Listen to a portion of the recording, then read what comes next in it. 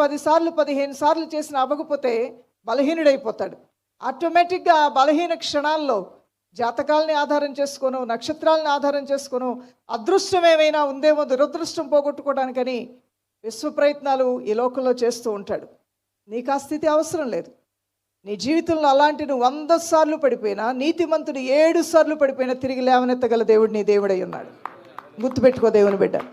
నువ్వు ఎన్నిసార్లు పడిపోయినప్పటికీ కూడా నీ దేవుడు దానిని, ఆ పడిపోయిన స్థితిని బ్యూటిఫుల్గా మారుస్తాడు. చెప్పండి, బ్యూటిఫుల్గా మారుస్తాడు. ఆయన చాలా అందముగా, చాలా ఉన్నతంగా, చాలా సౌందర్యంగా ఆ స్థితిని మార్చి దీవించడం ప్రారంభిస్తాడు. ఇంకా ఈ భక్తుడు అంటున్నాడు, బ్రోకెన్ క్లౌడ్స్ పోర్ రెయిన్. అంటే ఒక మేఘములాగానే ఉంటే వర్షం పడదు. ఆ మేఘము విడిపోయినప్పుడు దానిలో నుండి వర్షం పడుతుంది. అదే రీతిగా broken soil sets as fields. అంటే ఒక బీడుబారిన భూమిగానే అలా పడుంటే దానివలన ఫలము రాదు. అది దున్నబడాలి.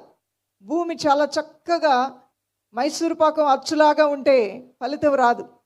నీకు ఫలం కావాలంటే ఆ భూమి కూడా విరగొట్టబడాలి, ఆ భూమి కూడా మరి దున్నబడాలి, ఆ భూమిలోనికి కూడా గుణపాలు వెళ్ళాలి, దానిలో ఉన్న మట్టి బయటికి చిందుకుంటూ బయటికి రావాలి, ఆ మట్టి రంగేంటో బయటపడాలి. అది నల్ల మట్టి అయితే నల్ల మట్టి దున్నగానే నల్ల రంగు బయటకు వస్తుంది, కొన్ని భూములకి ఎర్ర రంగు బయటకు వస్తుంది, మరికొన్ని భూములకి బూడిద రంగు బయటకు వస్తుంది, మరికొన్ని భూములకి అదొక విధమైనటువంటి పచ్చటి కలర్ కూడా భూమిలోంచి బయటకు వస్తుంది. భూమికి కూడా ఎన్ని రంగులో ఎంత అందమో దేవుడు పెట్టాడు.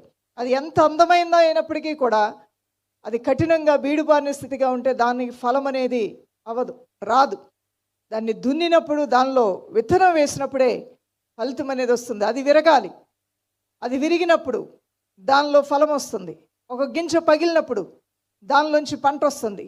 ఒక మేఘం పగిలినప్పుడు దానిలోంచి వర్షం వస్తుంది. ఈరోజు నీ స్థితి కూడా పగిలిపోయి ఉందా? దానిలోంచి ఒక దీవెని దేవుడు నీకు ఇవ్వబోతూ ఉన్నాడు. హల్లెలూయా. ఒక దీవెన వర్షాన్ని మరి ప్రభుని దేవుడు నీకు అనుగ్రహించబోతూ ఉన్నాడు.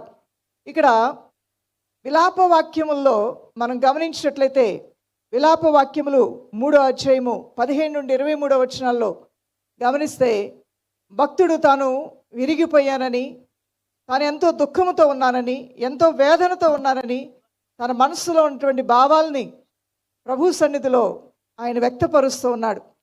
ఆయన స్థితి ఎంత దుఃఖకరంగా ఉందో ఒకసారి మనం గమనిద్దాం. విలాప వాక్యములు 3వ అధ్యాయము 15 నుండి 23 వచనాలు.